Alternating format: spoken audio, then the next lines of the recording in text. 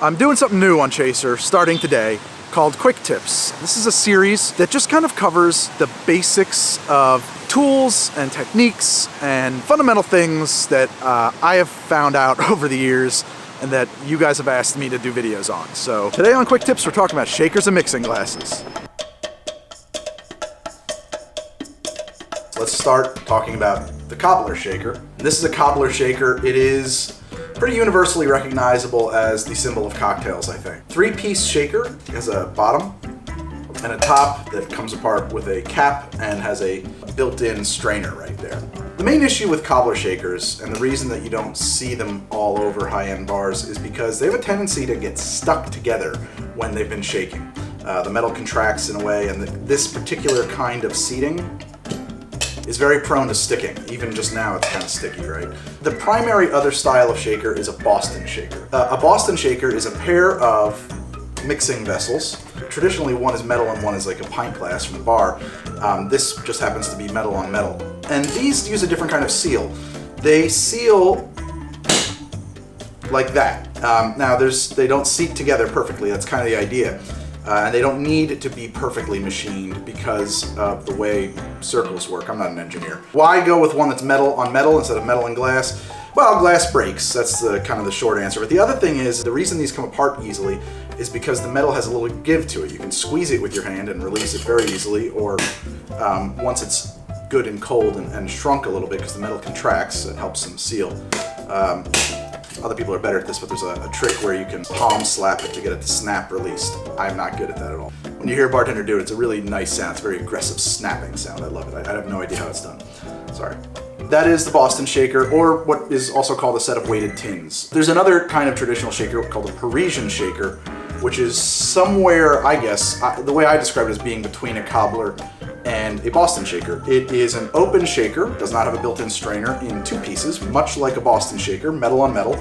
It seats together the way a cobbler shaker does, where the two pieces are perfectly set on top of each other. I don't actually have one to demonstrate this with. They have a very voluptuous shape as well, typically. The main issue with them is that issue of the way that they seat together, right? So if they are dropped and the two openings are in any way deformed by getting smacked or dropped or hit or whatever, it will tend to leak. Technique-wise, talking about leaks with these, you kind of want to shake it like this, right? So that this break is here and I do small tin on top. If it comes apart, it's all gonna shoot over my shoulder. And also on shaker technique, right? I have a very pedestrian, just goo goo goo goo goo goo goo goo goo shake. There are all kinds of,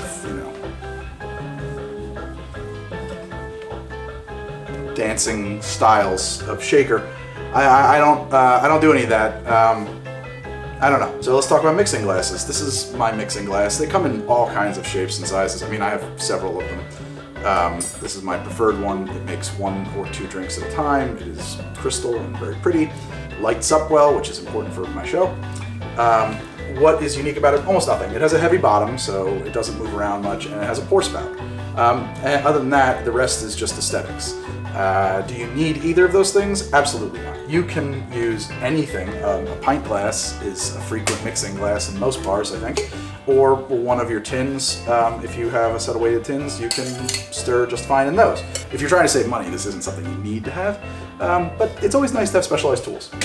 That brings me to the bar spoon, which is the other thing you're gonna need for a stir drink. It's both a measurement device and a stirring wand, right? And so when you stir with a bar spoon, the trick here is that you want to have the bowl of the spoon, you want to make sure that the open part of the spoon always points towards the center of what you're stirring. It's a lot easier with ice in there, and I don't have any ice in here for the moment. And for this demonstration, we're not going to get into that actually, because we'll do that in another episode about strainers. But the technique is pretty easy to get. I've seen people describe it as like, well, if you balance the spoon right and claw it between these two fingers and then push, pull, push, pull, push, pull. I don't know if that's actually what I'm doing. I think it's one of those things where you just got to put it in your hand and play with it and know what the end result is, and you'll come up with the right moves over time. What is important in a bar spoon? Well, I like them to be seamless. I don't like there to be a separate piece for the bowl and the shaft, because It just, any kind of seams is places where bacteria will collect and it gets gunky. And I think this is 15 centimeter or 20 centimeter length. I'll find out what length this is, but I personally like this length because the balance point feels good for me, and that's kind of important. Where is the balance point for you so that you can stir efficiently? And also, what is your elbow height and such? Those are the things to consider. You can get bar spoons that are ridiculously long. They're just kind of flashy macaroni at that point. As I said, it was a measuring device. That's true, and I use a bar spoon as a measurement frequently, and so do other bartenders. The truth is that a bar spoon is not a specific measuring size. It is sort of a dash, or a pinch. I know from measuring mine that it's a 1/16 of an ounce, so 2 is an eighth, and 4 is a quarter of an ounce. And then we're into jigger territory again. So you should measure a bar spoon, figure out what it is before you start using it as a measuring tool. That's the basics and quick tips about shakers and mixing glasses. The bar here is provided by Article.com. That's why I call it the Article Bar. Thank you, Article.com.